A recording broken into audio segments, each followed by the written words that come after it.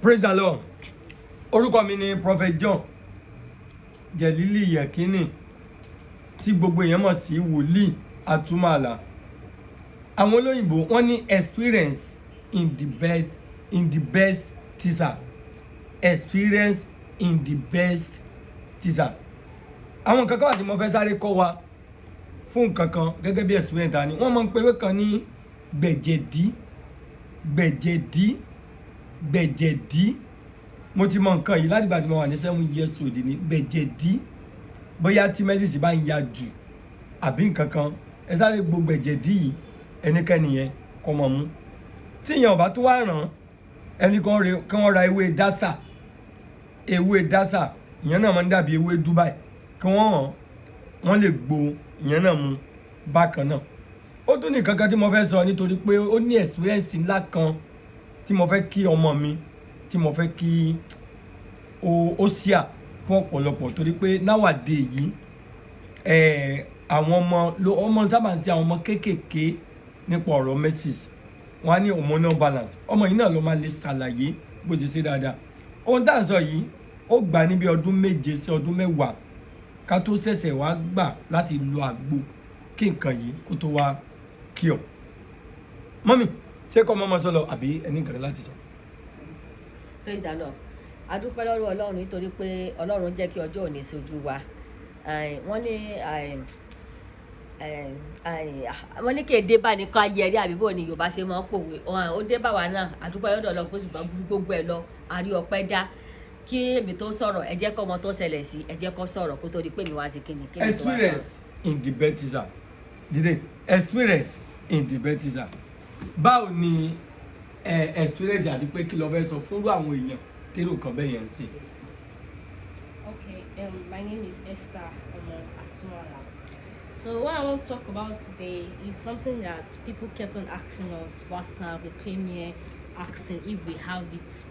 So what's that I want to talk about today? I'm talking about the hormonal imbalance. What is hormonal imbalance? Let me first explain hormonal imbalance before I get to the story. Hormonal imbalance can happen when you have too much or too little of one or two hormones. Then we have different type of hormones. We have the estrogen, progesterone, LH, and FSH. This estrogen, progesterone, is one child of menstruation, that one who can stop the periods, cause heavy bleeding and all. So what can these hormones, if you have too much or too little of these hormones, can it cause?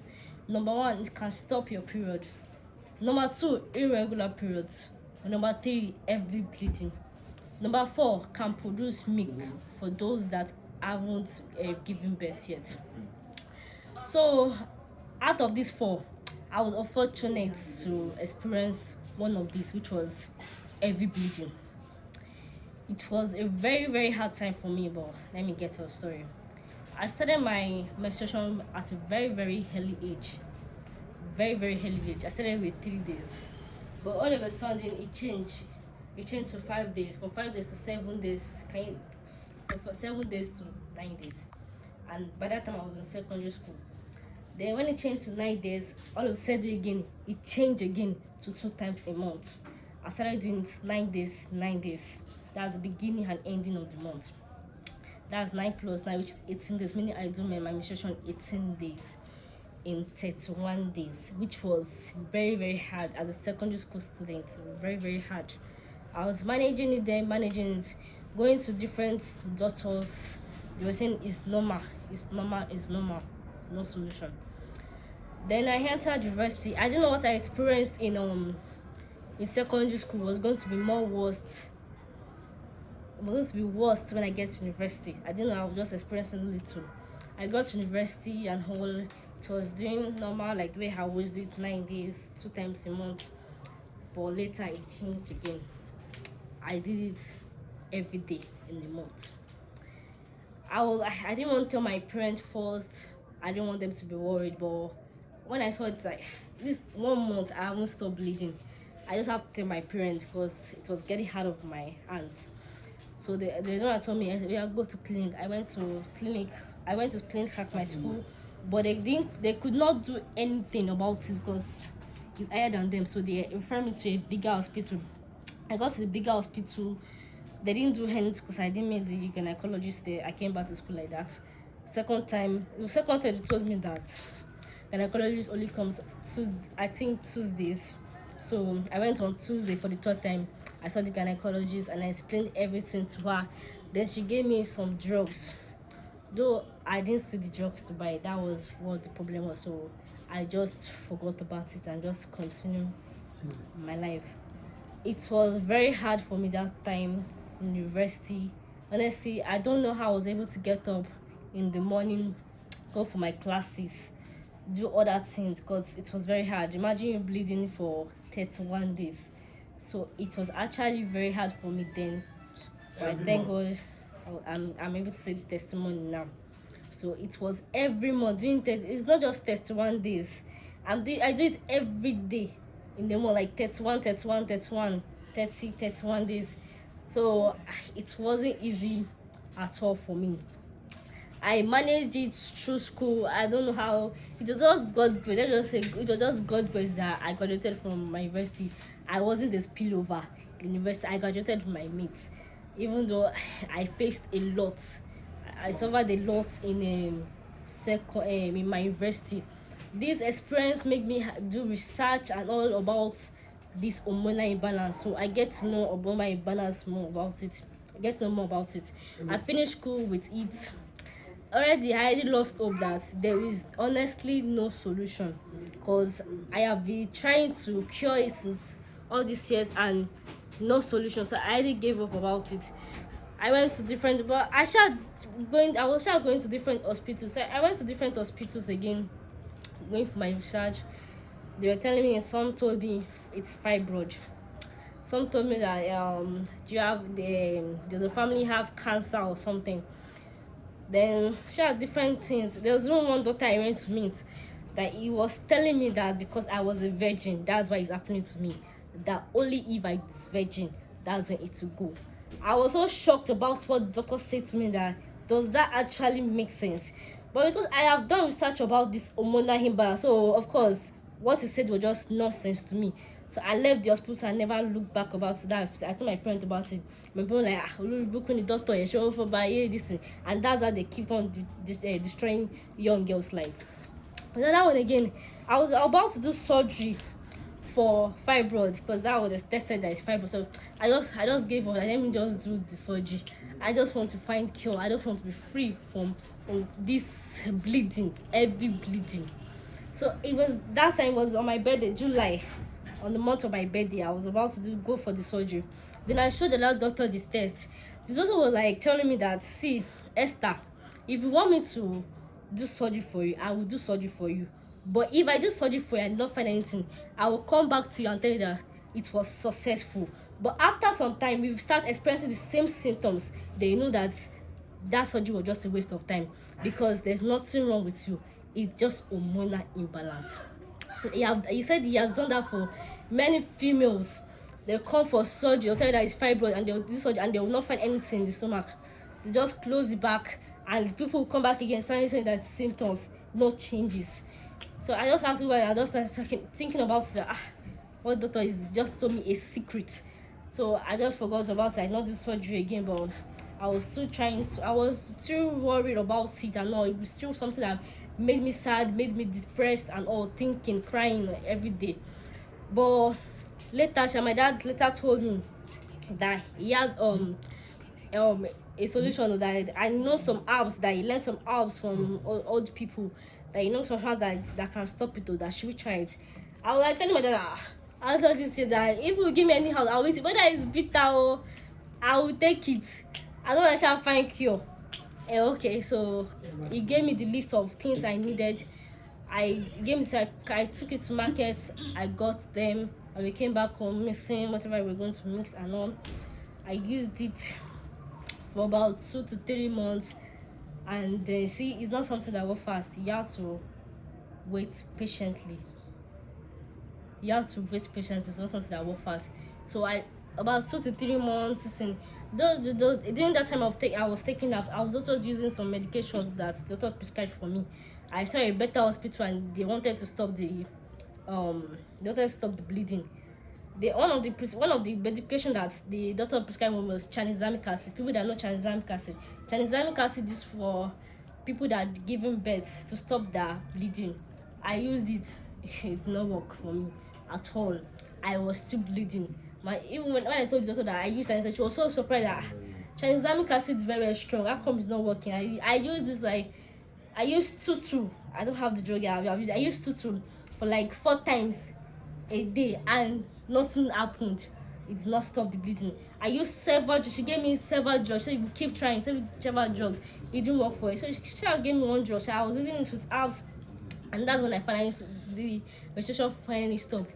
I have never ever missed my period in a month. Like, it has never happened. Even if it's not coming every day, it will surely come like 9 days or 2 times a month. But when I use these herbs, I saw changes with the herbs. Like, it actually stopped the bleeding. It actually stopped the bleeding. I stopped bleeding. It was not like it was like it shouldn't be that heavy. But thank God for the herbs in my life. And also, with this story, I gained a lot of experience about this hormonal imbalance, and I noticed that a lot of females right now are battling with hormonal imbalances. Like, now a normal thing in the country or wherever, it's not a normal thing. So hormonal imbalance is very, very common in females. So my advice right now to young girls like me is that please speak out. Talk to your parents about it.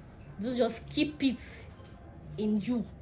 Keeping it in you can cause something else to you.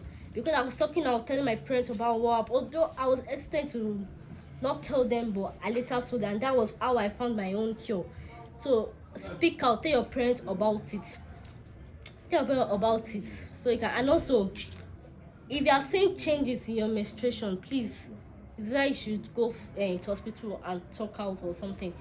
If you are saying, like, normally you do your menstruation for 3 days, you're doing your menstruation for 3 days, and it's sudden change to 5 days, 7 days, don't just take it as a normal thing. It could be another thing. Go to the doctor and do tests. You make your findings. 2, if you're having irregular periods should not be missed. Your menstruation should not be missed. You should do your menstruation every month. So if you have irregular periods, can lead to stopping of periods, you not seeing the periods at all. So if you are seeing irregular periods, tell your parent about it. Go to doctor or this, but you have to be careful of the doctor that you are going to. Like me now, I didn't just stay in one. I went to different doctors trying to find solution. So don't just stay in one doctor and say they listen. And be careful of the doctor you are going to meet. If the doctor is telling you rubbish, run away. Just run. Don't listen to doctor. Your hormonal imbalance doesn't affect your virginity. It does not affect the virginity. What am I supposed to say? It's not meant to concern virginity. So if they're telling you about virgin or because you're a virgin, blah blah blah, that's how they destroy young girls' life. Please run away from that hospital. Don't go back there again. And also to the parent, I advise that whenever your children complain, whenever your daughter complain, please take her serious. Take her very serious. And have time. Go with her to the hospital. Don't just let her go to the hospital herself. Go. There are a lot of people out there they are not good people. They're trying to destroy their life. So go with her to the hospital. And so, okay, these are some of the apps I take. I finished that one. So this is the app I take.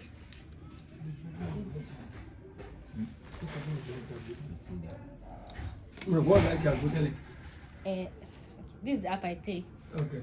I don't like apps, so because my dad don't like me. I like apps because of the way he used to talk about apps on Nomsha. So, but when he encountered diabetes and all, when he started taking that, although it's very, very bitter, but I don't mind. I don't mind at all. Something that will cure me is the best for me. So that's what I want to say. Lásìkò tí nǹkan yìí ṣe báwo kí ni èrò ọkàn ẹ? That we die no ni. O ti gba kámú? I must back coming out. There is someone that is bleeding every day, losing blood. How will the person survive? So that I just said that it Like kill 7 me. years, 10 years. Yes, that it kill me. I know. I can't even believe that I even stayed to that long, bro. Because it was Kí ni nǹkan tó wá rí tó fi ń dà mí láàmú láti fi sùn kan pé ó wù ẹ́ láti sọ experience yìí jáde. Because I noticed that anytime I check their WhatsApp, Facebook, Facebook, Instagram. a lot of people are talking about hormonal imbalance. Like it is now very, very common. It's not like malaria for ladies, young girls. It's not like malaria. It's now very, very common. It's doing a lot of people. That's why I said, I mean, that I have solution. Why don't I just come out and talk? I should just leave the shyness, the fear. I just come out and talk. Okay. Ẹ jẹ́ kí mọ́mí náà kí ni ẹ rí sí nípa experience ọmọ yìí sọ. Praise the Lord. A dúpẹ́ lọ́dọ̀ Ọlọ́run nítorí pé Ọlọ́run ní láti dúpẹ́ lórí Esther nítorí pé nǹkan tó ra sọ wẹ́rẹ́ yẹn nǹkan tó gbà wá ní bí ọdún 7 sí 8 years ni torí nígbà tó wí ọmọ àwọ secondary school ní gbogbo àwọn nǹkan yẹn bẹ̀rẹ̀ ìgbà tó tiẹ̀ kọ́ sọ fún wa àwa kọ́ wò pé bóyá ọkàn wà bẹ́ẹ̀ bóyá ọkàn wà bẹ́ẹ̀ ni àṣà ń wò àṣà ń máléjẹ ìgbà tó wá dé yunifásitì bó ṣe wọ yunifásitì báyìí tó máa kọ́ wọ 100 level báyìí kìíní yẹn wá wọ́ọ̀sì gan pátápátá 100 level yẹn ni kìíní yẹn ti wọ́ọ̀sì dé pé tó bá ti pè mí báyìí a máa pé mọ́mí òun ọ̀wá òkè o òun ọ̀gẹ́tì ara òun ò ṣe gbà òun ọ̀sà òun ni wà á mọ máléjẹ pẹ̀lú oògùn tí wọ́n fún ẹ nítorí àwọn òtí ẹ̀kọ́ rò pé bóyá kakọ́ lu àgbo à ń wò pé bóyá normal ni torí a lọ sọ́dọ̀ àwọn gbàtà lọ sọ́dọ̀ dókítà wọ́n ní wọ́n sábà ń ṣe gbogbo àwọn ọmọ kéékèèké nísìn pé wọ́n ṣe àwọn young girl pé nǹkan tó ń fà àwọn gan ò tí ì lè sọ pé nǹkan báyìí ló ń fà pé ṣùgbọ́n àwọn mọ̀ pé èmúlá kinní kan ni ó ń fà pé ṣùgbọ́n àwọn ò tí ì lè sọ pé oògùn báyìí ni a lè lò sí pàtó wọ́n kàn sáà fún alóògùn kan pé kọ́mọ máléjì ẹ̀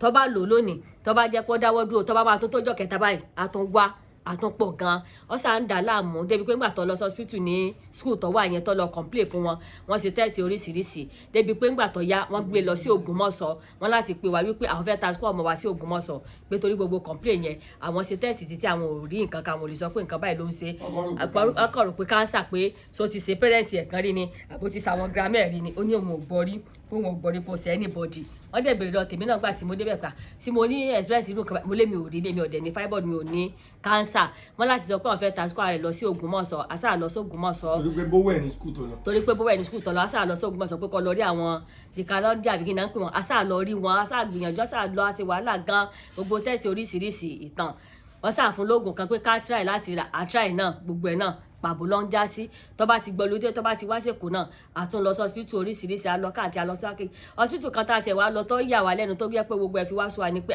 ó ní láti dì fàájìn pé torí pé ó jẹ́ fàájìn bẹ́ẹ̀ yẹn ni kìíní yẹn fi ń dà láàmú àgbà irú òsì wo lélẹ́yìn sọ sí mọ nǹkan tẹ́ ẹ ṣe mọ sẹ́ni ẹ̀fẹ̀ kan sọ pé mọ solution kẹ́ sọ fún wa pé mọ solution kálá tẹ̀lé lọ́sìn tó máa wò pé fẹ́ pé yẹn náà lọ́nà àbáyọ ó yà dábì pé wọ́n á tó bá yẹ̀ jẹ́ àgbà tó torí ti gba kámú torí kò mọ ọ̀nà àbáyọ mọ́ ọgbọ̀gbà lámọ́ sábà sunkún asáǹfàdúrà àti àdẹ̀fọ́ kẹba ìpè kọ́mọ́ wọ̀rí àtún lọ sí hospital kan lẹ́kọ̀ọ́ àwọn yẹn ṣàtúnṣe tẹ́sì oríṣiríṣi lọ wọ́n ní fibroid ni wọ́n ní kinní kan ni ọpẹ́lọpẹ́ dókítà kan lọ́lọ́ ń lò fún wa tí ń lo dókítà yẹn ti pẹ́ torí pé wọ́n ti mú déètì pé wọ́n máa ṣe fibroid fún pé operation pé wọ́n máa ṣe operation fibroid fún pé fibroid yẹn ni táwọn bá ṣe fún pé kinní yẹn máa dáwọ́ dúró wọ́n ti ṣe gbogbo tẹ́sì oríṣiríṣi gbogbo ẹ̀ bí wọ́n ṣe mú déètì aláti wá wò pé àwa sọ pé kí wọ́n jọ kí wọ́n fún wa ní rìsọ́ọ̀tì yẹn pa fẹ́ fi hàn doctor kan bí wọ́n ṣe fún wa ní rìsọ́ọ̀tì yẹn nìyẹn àwa mú lọ sọ́dọ̀ family doctor wa bá a ṣe wá gbé dọ́bẹ̀ yẹn wá ní kí ọlọ́mọ yọ wá pé àìmọye àwọn ọmọ tẹ́pẹ́ àwọn fúnra ara wọn tí àwọn ti sọ operation fún pé doctor yẹn kàn ṣàṣírí yẹn fún wa ni pé táwọn bá sọ operation yẹn tán wípé àwọn ò kì í lè sọ fún wa pé àwọn ò bá nǹkan kan bẹ̀ pé nǹkan máa ṣarú mọ jẹ pé nǹkan báyìí làwọn bá ń bẹ̀ kí doctor tó larùn sọ fún èèyàn bẹ́ẹ̀ doctor yẹn kọ́ sọ wọ́n sọ tọ̀rọ̀ fa pé àìmọye àwọn èèyàn táwọn ti sọ pé ó ní fibroid táwọn máa débẹ̀ táwọn máa là tán táwọn ò ní bẹ́ẹ̀ nìtì wípé torí pé nǹkan tí gbèsè tí kinní bá gbé jáde tí scar bá gbé jáde o làwọn náà máa ṣiṣẹ́ lé lórí bí ṣùgbọ́n àìmọye èèyàn táwọn ti sọ operation fún bẹ́ẹ̀ tó jẹ́ pé pàbó àwọn ọ̀bẹ ní ti bẹ́ẹ̀ àwọn dẹ̀ ti dá méjì sí ẹni yẹn àwọn dẹ̀ tó náà àwọn tó ń gbowó sí àwọn bí ṣùgbọ́n báwọn ṣe rọ́mọ yìí kò sí nǹkan kan níbẹ̀ o pé kájọ káwọn jẹ́ kí wọ́n dá méjì sí ẹ pé tí wọ́n bá sọ operation yẹn fún un pé kò ní ìpè kí ẹ̀jẹ̀ yẹn ó dá o kí ẹ̀jẹ̀ yẹn sì máa ṣe kí ni ó sì máa continue pé torí pé àwọn ti ṣe fà ìmọye ẹgbẹ́ rẹ̀ bẹ́ẹ̀ tó jẹ́ pé àdéhùn náà tí wọ́n bá tó padà wá wọ́n á ní kinní yìí kò stop ni kò dẹ̀ sí nǹkan táwọn fẹ́ ṣe sí ju pé káwọn tó mọ change oògùn kán mọ change oògùn tún pé nǹkan tá a bá mọ̀ táwa náà bá mọ̀ fúnra ara wa ibi tí dọ́kùnrin yẹn ti sí wa níyè ni pé nǹkan táwa náà bá mọ̀ fúnra wa ká gbìyànjú láti lò fún pẹ̀lú àwọn oògùn tá a bá ń fún pẹ̀lú àdúrà pé gbogbo ẹ̀ máa ṣe kí ni ó máa work together bí àṣà ṣe gbìyànjú gbà tá a dé lẹ́bàá náà sì sọ fún ọ̀dájú àdìpá dókítà yẹn sọ báyìí fún wa wípé káwọn sọ operation o torí ọmọ yẹn náà ti sọ̀rọ̀ etí nù pé ó dẹ̀ ti ń bọ́ sásìkò bẹ̀ pé nǹkan tó bá máa jẹ́ sí ẹ̀pọ̀ operation náà ni ká ṣe bí a ṣe wá sọ fún ọ ní wọn ni ok àwọn ti mọ àwọn kan báyìí ti pẹ́ bá ṣe kọ́ bí wọ́n ti kọ́ gbó kínní yẹn nìyẹn bó ṣe mú lọ sọ́jà tó lọ ra gbogbo nǹkan yẹn láti ìgbà yẹn tó ti wá ń lò báyìí àti ìgbà yẹn ni ò ti gbúrú ẹ̀ mọ́ ló ti ń ṣe mẹ́sìsì nọ́mbà gẹ́gẹ́ bí obìnrin ló ti wá pé lóbìnrin ìgbà tó wà school yẹn tá à ń sọ yẹn láti 100 level títí di 400 level nígbà tó máa jáde yẹn àmọ́ pé ó lè jáde àmọ́ pé kò ní ní carry over nítorí pé kínní yẹn heavy gan heavy day tó bá máa lọ kíláàsì bẹ́ẹ̀ ó lè ti ọpọ́n tí ó di páàdì lẹ́ẹ̀mẹ́fà lójúmọ́ kí kó tó kúrò ní kíláàsì tó lọ ṣe sáàbí tó lọ ṣe tẹ̀sẹ̀ àbí tó bá lọ ṣe kíláàsì ṣùgbọ́n ju gbogbo ẹ̀ lọ a rí orí ọ̀fẹ́ gbà nítorí pé orí ọ̀fẹ́ ni mélòó àwọn èèyàn tó ti larú ẹ̀ kọjá tí wọ́n ti bá lọ ṣùgbọ́n a dúpẹ́ wípé ọlọ́run ò jẹ́ kí ó ṣe kíni ọlọ́run ò jẹ́ kó mẹ́mí ẹ̀ lọ ọlọ́run jẹ́ kó náà lè fi pè tán ó lè jẹ́ pé testimony òun la fi wá sọ pé ọ̀pọ̀lọpọ̀ ẹlòmíín náà wà tó pé wọ́n wà nírú ìṣòro bẹ́ẹ̀ àwọn wà nírú ìdààmú bẹ́ẹ̀ àwọn òbí mi náà wà nírú ìdààmú bẹ́ẹ̀ nítorí pé ọ̀nà tó ń gbà sí ẹnu kálukú ọ̀tọ̀ọ̀tọ̀ ni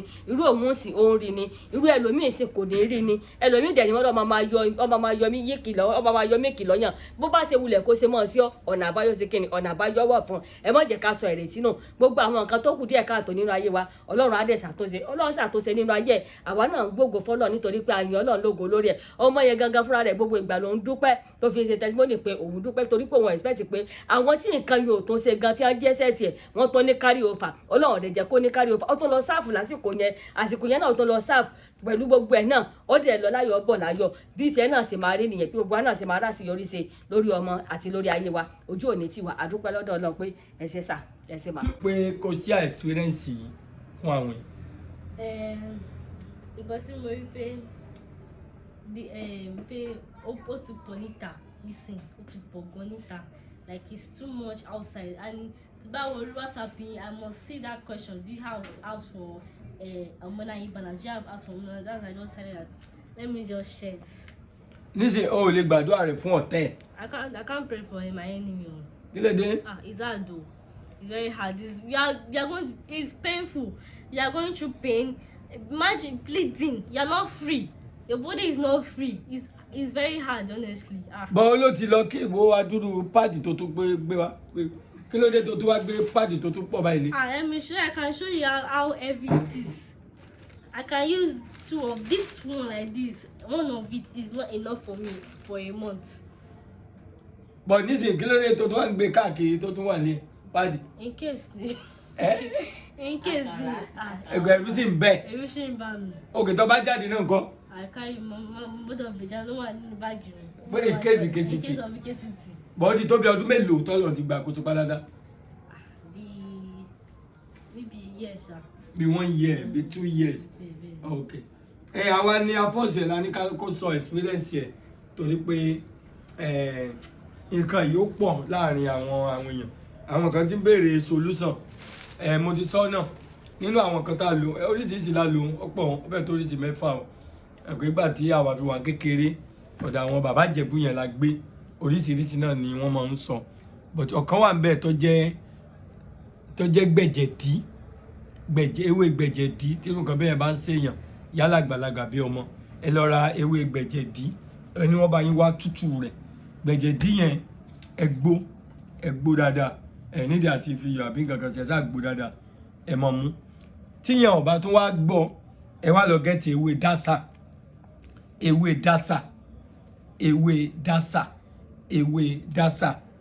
ewé dásà ìyẹn dàbí ewé Dubai ẹ lè gbòyàn náà bàbá ń bá rí ẹ tíyẹn ọba gbọ́ ọ̀pọ̀ lóṣìṣẹ́ o kíkan sọ díẹ̀ ni o tíyẹn ọba wá gbọ́ àwọn ewé nìyẹn ẹ jẹ́ ká mú lọ síbi àwọn egbògi gbogbo wọn náà mo ti kọ́ ọyá kílà kọ egbò kíni o ẹ mọ sọ gbogbo yín náà mo ti kọ́ ìdín egbògi ìdín egbògi ìdín number 2 ìpẹ̀tà egbògi ìpẹ̀tà number 3 àyín egbògi àyín number 4 ẹ̀míyẹ́mi egbògi ẹ̀míyẹ́mi ẹ̀míyẹ́mi number 5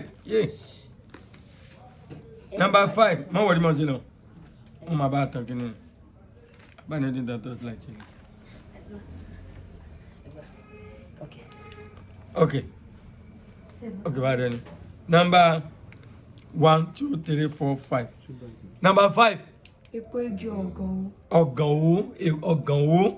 ọ̀gànwó number 6 bàrà ẹyọ kan tí tó ẹ kàn máa gbé sínú ẹ rí sínú bá ń gbé 5 litre yẹn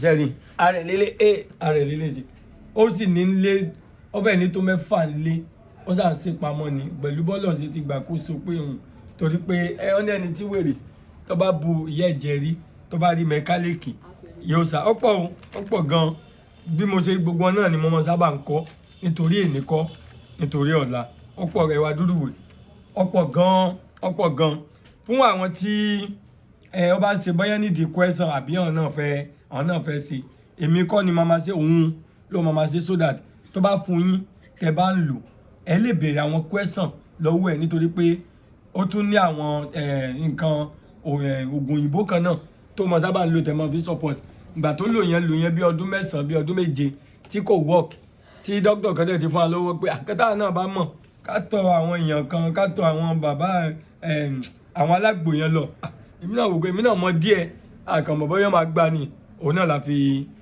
la fi gbìyànjú ẹ jẹ́ kó sọ WhatsApp number fún yín yá. WhatsApp number please only one testing. Say, 08037 999 328. Okay, ó dà kó sọ. 08037 999 328. Ẹ kàn wò tí wọ́n bá ṣe lẹ̀ tí wọ́n bá ṣe lẹ̀ mọ̀ bọ̀ kí ló wí. 08037 999 328. 08037 999 328. Nísìnyí ọmọ yìí ó ti jẹ ọmọ 22 years old lọ kásà ló ti ń ṣe láti bí ọmọ 13 years old àbí 13 years old tá à ń sakọ àbí ìgbà yẹn náà èmi náà ti mọ ní ìgbà yẹn náà èmi náà ti mọ ní diabetes gbogbo wa náà la ṣe ń bíi pé wípé èèyàn gbọ́dọ̀ lo àgbo but ó dà pé bíi around 2019 lèmi náà ní diabetes ní ìgbà tí ìyẹn dẹ̀ tí dókítà ti sọ fún ọgbà ẹ jẹ́ ìfẹ́ tẹ́lẹ̀ àwa òkèsẹ̀ léwu lẹ́yìn àdúrà kí lẹ́sẹ̀ létà fi ń bọ̀ gbòkè mọ́ máa gbó òun náà ni a fi ṣe gbogbo àwọn tó bá ti mọ̀ wá mọ̀ pé a mọ̀ sábà ń ṣe àwọn àgbo kan tí a pè ní full package full package yẹn normally gẹ́gẹ́ bí experience ta ní a ti mọ àwọn nǹkan yẹn pé normally ọmọ sábà ń ṣe ara tí ó bá tiẹ̀ tí ì ṣe ara ń sìn mi ìgbàdo ẹ̀ fún wa o kò ní ṣe wa o àwọn nǹkan kan wà tó normal tá a ti kó sínú full package a máa ń ta full package yẹn papọ̀ ní all over the world bá ń gbé kíní díẹ̀ yẹn all over the world ni àdèmọ́ ń sẹ́ndì ẹ̀ sí déètì ẹ̀ ni ọmọ bá wa ń sẹ́ndì ẹ̀ déètì ẹ̀ lọ́mọ bá wa ń sẹ́ndì ẹ̀ nínú àwọn full package yẹn gbogbo kíní àti sọ di àgúnmu ni gbogbo ẹ̀ nínú nǹkan mẹ́wàá yẹn mọ́ gbọ́n tí hypertension wà ń bẹ̀ diabetes ó wà ń bẹ̀ ọ̀pẹ́ ẹ̀yìn ó wà ń bẹ̀ jẹ̀díjẹ̀dí ó wà ń bẹ̀ alẹ́ ó wà ń bẹ̀ torí pé kò sí bá a ṣe lè mọ̀ ṣe láyé yìí a máa lọ́pẹ́ ẹ̀yìn a máa ní jẹ̀díjẹ̀dí àwọn kankan dára téèyàn bá ti ní hypertension àbí téèyàn bá ní diabetes téèyàn bá ṣọ́ra èèyàn lè mọ́ lè ṣe èèyàn lè mọ́ ní ìbálòpọ̀ mọ́ dáadáa láti gbà tá a fi kó gbogbo ẹ̀ papọ̀ ẹ̀ mọ́ gbọ́n hypertension diabetes ọ̀pẹ́ ẹ̀yìn jẹ̀díjẹ̀dí alẹ́ nárùn àwa ní kan tá a pè ní olúgbògi kò sọ́wọ́ ẹ̀ ń bí speaker náà ok lẹ́nu bíbá bóyá bíbá ok ó ti tán olúgbògi ẹ̀jẹ̀ tó dárúkọ ẹ̀ hypertension diabetes ọ̀pẹ́ ẹ̀yìn jẹ̀díjẹ̀dí alẹ́ nárùn kejì a pè ní olúgbògi nǹkan mẹ́ta náà ló náà ṣiṣẹ́ fún olúgbògi nǹkan mẹ́ta ló ń ṣiṣẹ́ fún ó ń reduce hypertension lára ó ń reduce sugar ó dẹ̀ máa jẹ́ kéèyàn sùn dáadáa ó dẹ̀ mú egungun le ìkẹjọ òní ti rheumatism arthritis pẹ̀lú ìkẹsàn ní cream ẹ̀ ìkẹwàá òní ti cholesterol ìyẹn ní ohun àkọ́kọ́ tẹ́ kọ́ máa lò tàbá ti sẹ́ndì ẹ̀ sí yín full package oríṣi mẹ́wàá nǹkan bẹ́ẹ̀ ni ó wà níbẹ̀ tó bá jẹ́ wọ ìyẹn ló nídìí nọ́mbà tó máa pè ní 0023235081 àbí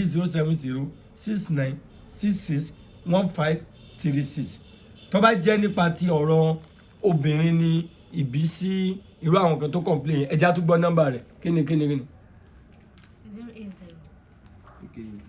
ó ti ṣe mistake àparẹ́ ọ̀ya kíni ọ̀ya tó sọ nọ́mbà ẹ̀. 08037. so lè correct ẹ ni. Ọ̀ya. 08037999328. 08037999328. WhatsApp only. Yeah, WhatsApp only. WhatsApp. Ṣé WhatsApp only is a bad gẹ́gẹ́ bó ṣe sọ is a bad experience. Lẹ́ẹ̀kan sọ pé ọjà ìdúpẹ́ lọ́dọ̀ pé gbogbo àtúnṣe ń ṣe ẹ̀yìn kò sẹ́ni tó lè mọ̀ pé nǹkan kan ń ṣe ẹ́ pé o ní o look like Thank God I don't look like. lédè kò sọ. Ọ̀ya mo gbọ́. Thank God I don't look like my problem. Thank God we don't look like our problem or something else. Lọ́nà wo? Because if I'm to look at what I have experienced, it will be so bad. Okay. It will be so bad. But thank God, I look okay. Okay. Nísìn o ní o lè gbàdúrà ẹ̀fọ́ tẹ̀. I can't pray for my enemy. Ẹ́ I can't pray for my enemy. lọ́nà wo? It's not easy. It's not easy at all. Hmm? It's not easy at all. It's not experience. It's not easy, honestly. It's painful and all. That's for the people that experience everything, you know. It's very hard. Very, very hard.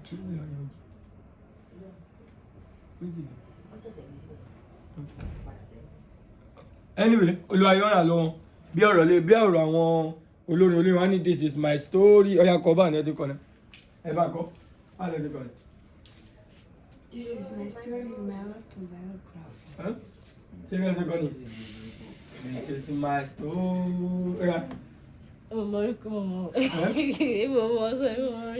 Okay. This is my Ọ̀ya story.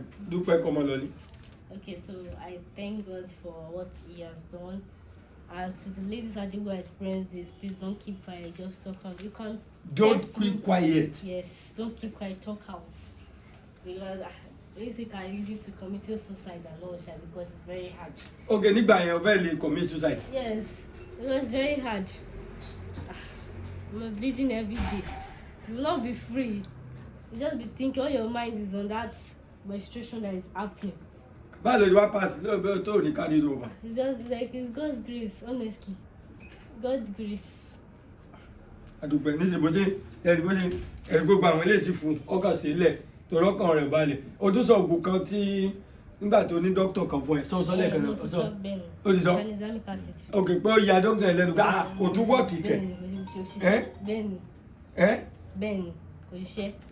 Ok sẹ́ni bó ṣe tún ṣe lẹ́ẹ̀ni ẹ̀rí pé àwọn eléyìí ti kún.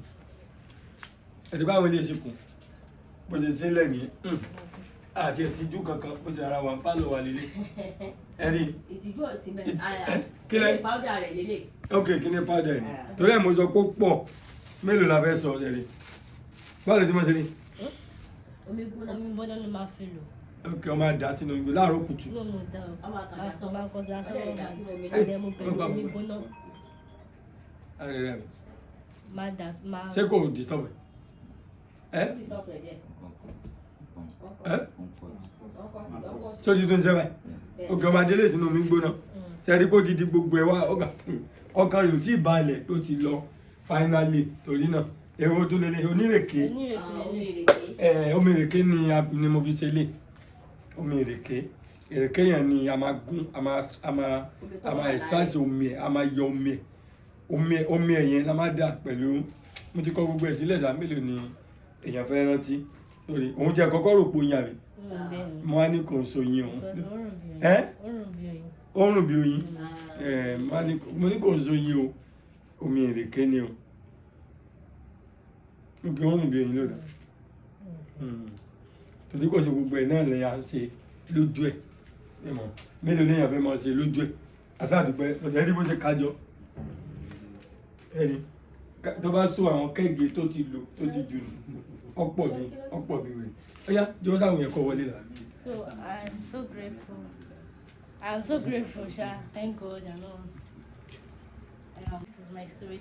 And to young ladies, you can text me on WhatsApp and tell me your experience on Omola Himbrans. I'm there to hear you or listen to you. Thank you. Bye bye. Kọ́ lè sọ fún wọn pé kí wọ́n mọ́ keep ẹ̀ tó bá ṣe wọ́n jọ tó lọ Yes, lọ́wọ́. so don't keep it. Talk to somebody. Whether your parents or whether it's your brother they are close to. Talk to your brother, your sister. Talk to anybody that you are close to. Bye.